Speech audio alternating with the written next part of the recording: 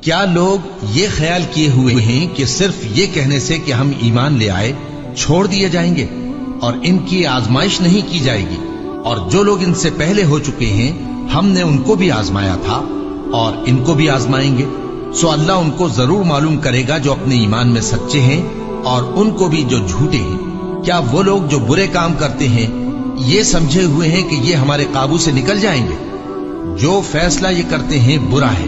جو شخص اللہ کی ملاقات کی امید رکھتا ہو تو اللہ کا مقرر کیا ہوا وقت ضرور آنے والا ہے، اور وہ سننے والا ہے، جاننے والا ہے۔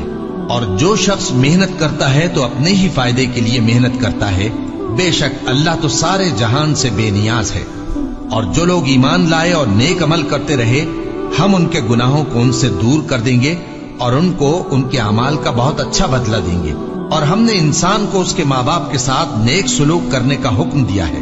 اے مخاطب، اگر تیرے ماں باپ تجھے مجبور کریں کہ تو میرے ساتھ کسی کو شریک بنائے جس کی حقیقت کی تجھے واقفیت نہیں تو ان کا کہا نہ مانیو۔